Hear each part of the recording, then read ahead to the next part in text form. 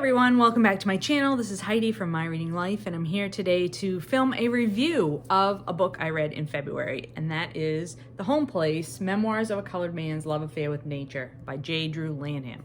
Now, I read this book because it was last month's pick for the Book Naturalist Book Club, which I co-host with Doris from Aldi Books. And throughout the course of this year, we're gonna read one book a month that focuses on nature and the wonders of nature, and we're trying to pick books that uplift and sort of shine a light on voices that maybe don't get heard from a lot in this sort of field of nature writing, this broad category of nature writing. So this book we picked, obviously, it fit in well with Black History Month, and you don't get too many nature memoirs from people of color. So this was a perspective that you don't see very often, and we wanted to explore that. So the thing about this book that I really appreciated, and Doris mentioned it in one of her discussions about the book, and that is this book does two things equally, I think. It provides a window into an experience which a lot of people don't have. So for me, this book provided a window into the experience of a Black person who loves nature and whose work involves him being out in nature and what that's like.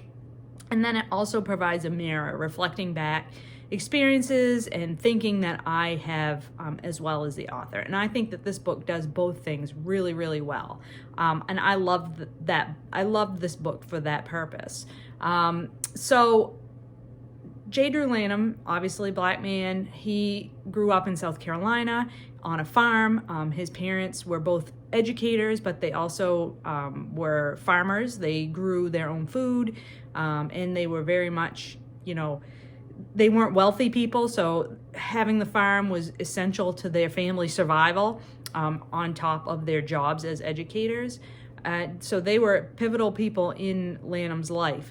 Also, his grandmother, who lived on the property in a different house, was an integral part of his growing up years.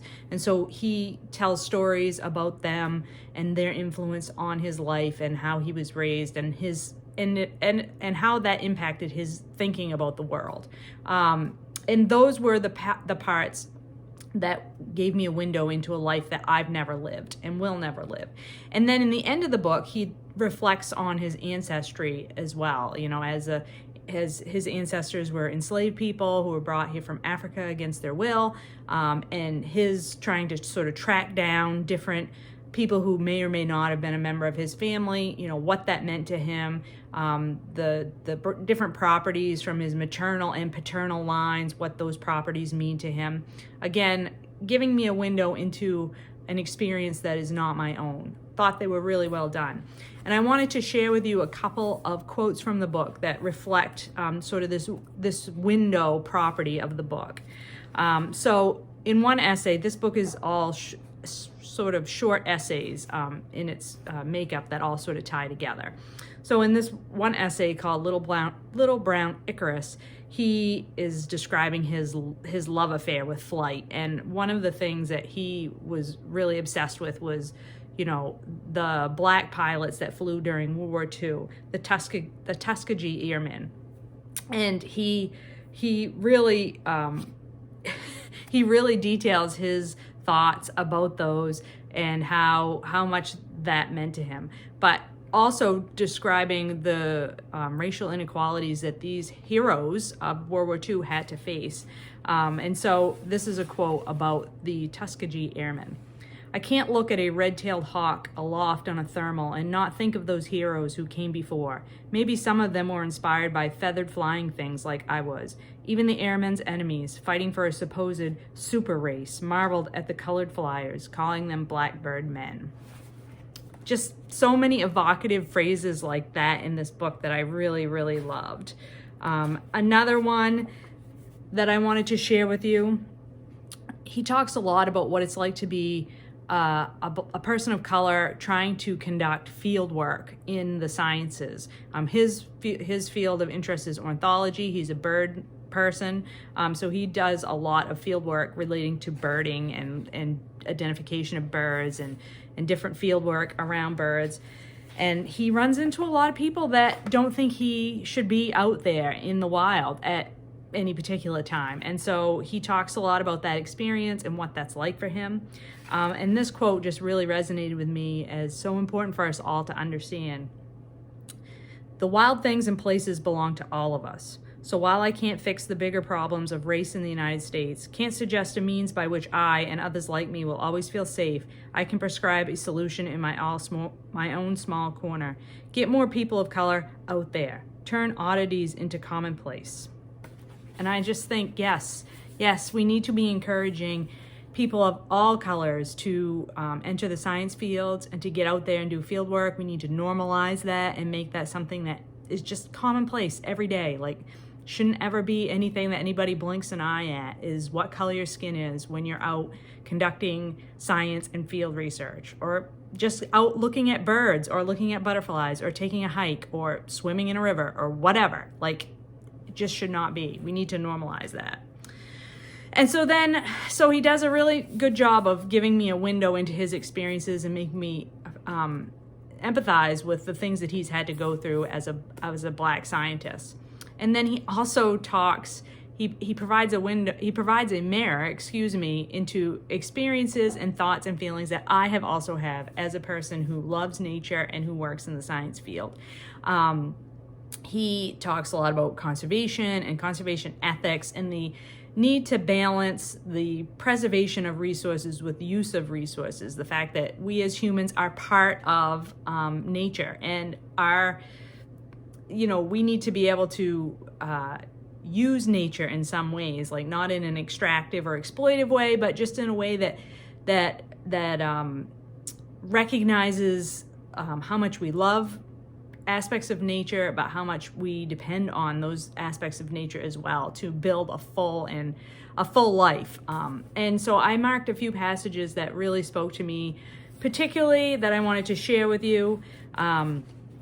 And especially as a scientist, a working scientist as well, he talks a lot about what it takes to get science work done, what it takes to do conservation, and there are costs associated with that work, and we can't ever get away from that.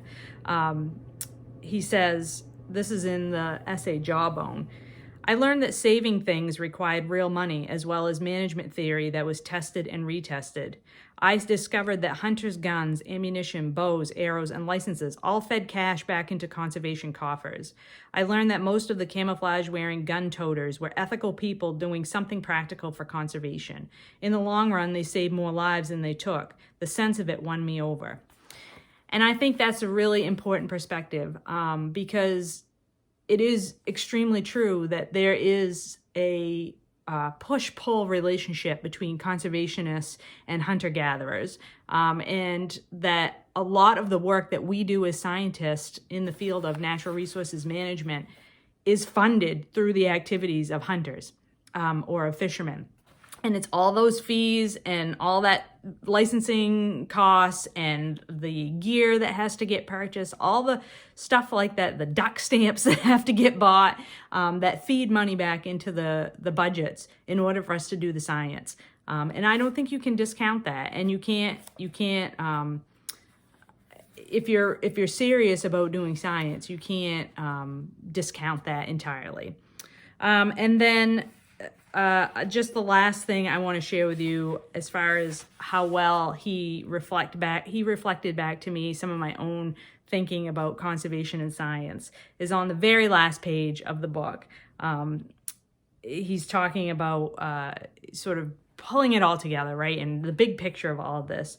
And he says, trying to do what's best by nature is a guessing game with long-term stakes. Good decisions mean that the soil and water will prosper, the trees will prosper, the wild things will prosper. In that natural prospering, all of us will become wealthier in richer dawn courses and endless golden sunsets. The investment is called legacy. If I can see, feel, touch, and smell these things once more on a piece of land I can call my own, I'll be home again. Well said. So I would highly encourage you to pick this book up if you have not already. It was a really wonderful memoir, nature place-based, and like I said, provides a window into an experience you may not have had yourself, and also a mirror to reflect back maybe your thoughts and feelings about conservation and the place of science in our world today. I thought it was really good. I really enjoyed it. I hope that you will join us in the future months as we read other books, nature writing type books during the Book Naturalist Book Club. I will leave links to all the information about our book club down below so that you can search it out. Until next time, everyone, I hope you have a wonderful day, and I hope you're finding some good books to read. Talk to you later.